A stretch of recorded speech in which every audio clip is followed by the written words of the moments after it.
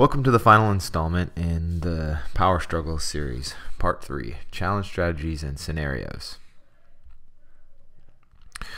We'll start back a little bit with that question that will always pop to our minds. Why do they do it? Why is it happening? Why does someone lose control?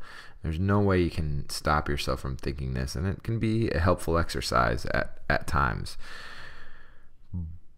When you get to that point, you need to realize there are basically 4 reasons behind it.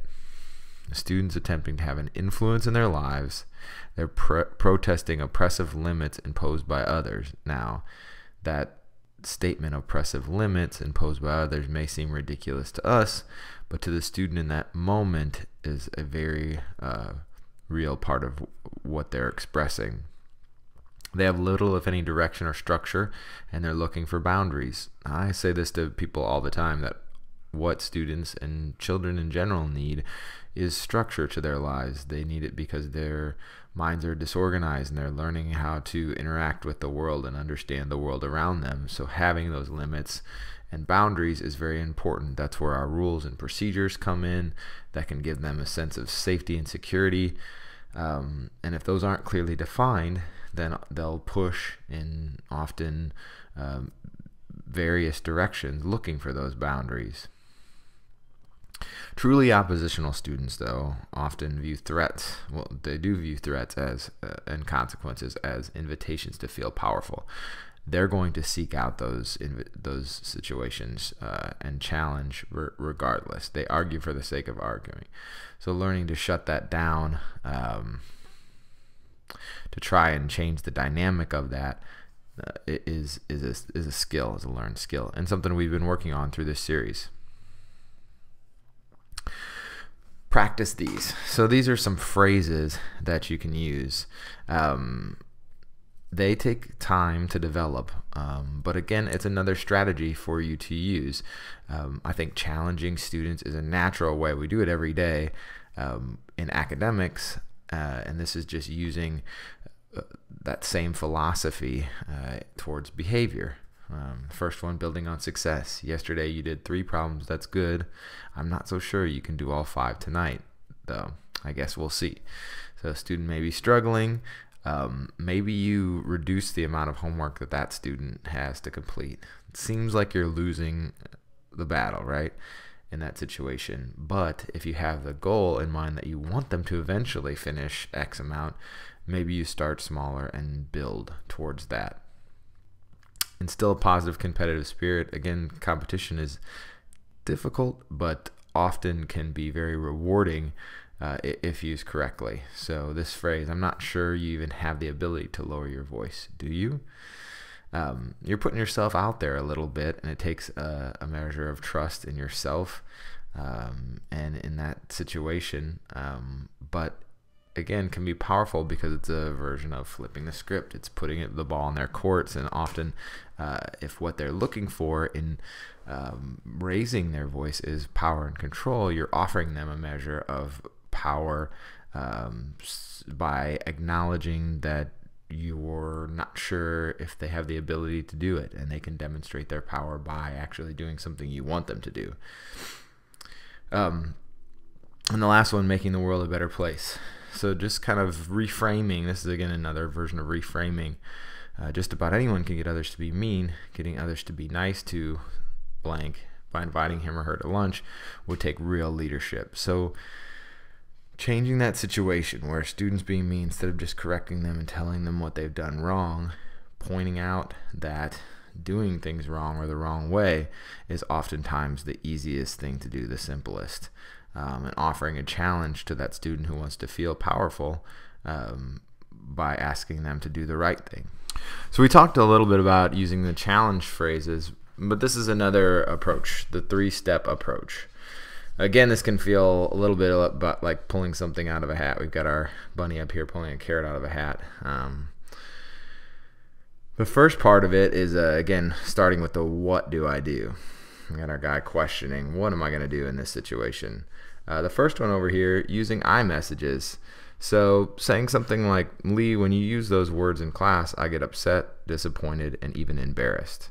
You're not inviting a conversation with this, but you are expressing how you're feeling.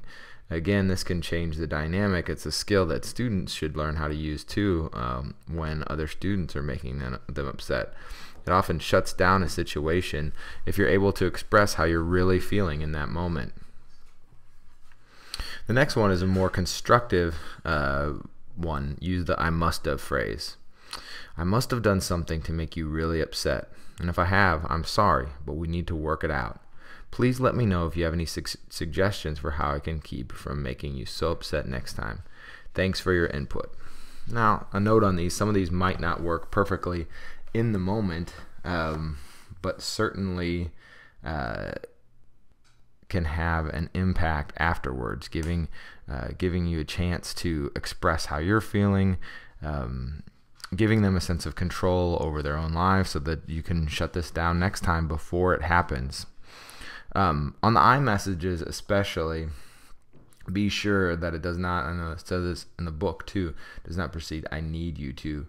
Remember to talk to students the way you talk to other people in your lives. This can be a tricky thing, but again, if a student is seeking that sense of control and power, they'll feel more in power if you're treating them more like an adult and the individuals that they are. And the last one, take a problem-solving approach. What did I do to make you mad?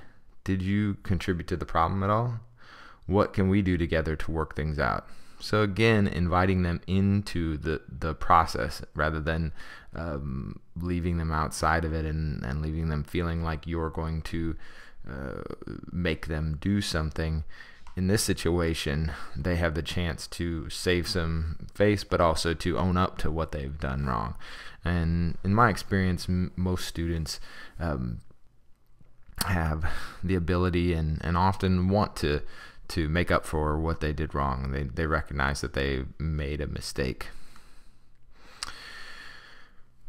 Student removal and follow-up. Sometimes a student has to go. So there is a room in the office for this specific purpose because there are times that students need to leave. Now this is a last option, and we want to do it in a way that gets them back to the classroom ASAP. So one of the things that I had questioned, somebody that asked me about the standing desks. Why have those? I mean, there's a dual purpose. It's good for people to stand up. There's been some good research on standing up. And the second one is that it makes it somewhat less inviting. If you have to be in this room standing up, it's not in there to sleep or to relax. It's a place for you to calm down, maybe get some work done if you need to be in there for a little bit. But ultimately knowing that you're going to go back to the classroom and it's not a place that you want to be on a regular basis. It's an important factor.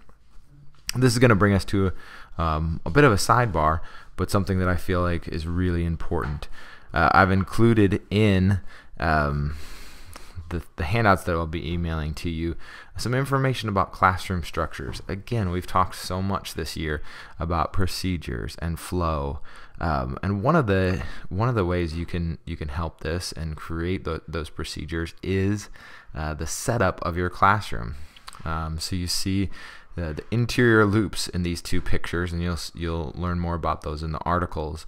There's zones of proximities. So you basically want to be able to get to just about any student in the class with about 2 or 3 steps, depending on the person, right? But quickly, and you don't want things to be blocking you from getting to those students, because if they are, those students that are outside of your proximity or outside of the area that you're going to be able to loop to are going to be more likely to disrupt. You can see over here, through mobility, you're constantly disrupting the student's impulse to disrupt. So the further away, the more behavior. So the teacher's right here, very unlikely. These two guys back here in the green kind of have free will over the situation and can chat away. There's plenty of different ways to arrange the room, so you don't feel like you have to pick one of these. There's plenty of different ones, but the idea is, again, creating that area where you'll be able to move to other students as quickly as possible and with as few steps as possible. That'll facilitate you moving through the classroom. Research has shown, again, you'll see some of that, information presented in the articles that physical space can positively affect teacher and student attitudes. We'll watch a short video of one of the teachers in our school who has redefined the space in her room after doing some professional development this summer, and she'll talk about some of the things that she's using to help define those spaces for students. My room this year is separated a little bit differently. My room was too open last year, so I felt like students had more time to interact and more problems would happen. So the front of the classroom, there's a little V where I can stand in the middle. That's where I give my direct instruction to students. Over here at the computers, I have it to where they can do a guided practice. I do like study ladder and stuff like that, and I can assign based on their IEP goals. So they have that task. The center is the activity center, and in the side of the file cabinets, they can get their activities by their names, and they can go back. There are noise canceling headphones, so if I'm teaching and it's bothering them and they can't focus, they can put those on. This back table, I call the binder table. This is where they do independent work, so this is kind of where I get my general assessments to see where they're at, so that way I can help them in what they're showing struggles with when I give my direct instruction. Every table has a turn-in thing where they can turn in their materials. Trying to think of other things. Students that are having difficulties in class, if I have a student that needs to leave the room, I have designated areas for them. There's one there, so they're staring that way and not being interrupted. They can put on the headsets. I also have one if they really need monitored. I'm up there constantly, so that way I can talk to them and keep them on task. The students basically know their schedule. They have a schedule on the wall, and each one I can designate where they're sitting, and they know exactly what they're doing. So the star stations are the computers, which each computer has a number, so that is where I expect them to sit.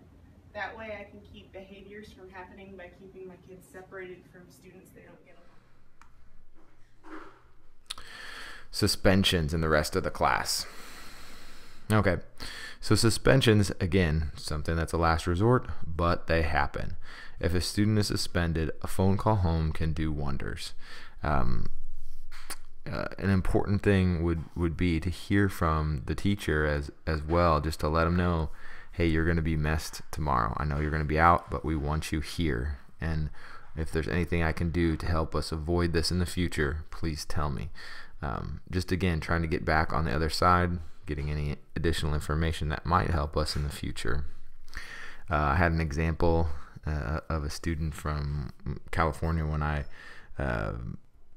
had to end up suspending him. The principal was out for the day. It was just me there, and was really upset, and ended up, parents came and picked him up.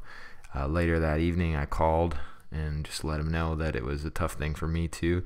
He came in the next day and thanked me for calling, and it was a powerful moment. This was a high school student, but it was a powerful moment because from that point on we had a different understanding, and I think it was that acknowledgement that in the moment I had to have him go, but I wanted him there as well, if that makes sense. The rest of the class, I think this is something that's often overlooked, but a very powerful situation, and a question that comes up often. A lot of times I hear and have heard, what about the rest of the class? When a student, when we're working with a student who's having these behaviors, it used to be, again, they used to just be out in the hall, kicked out of class.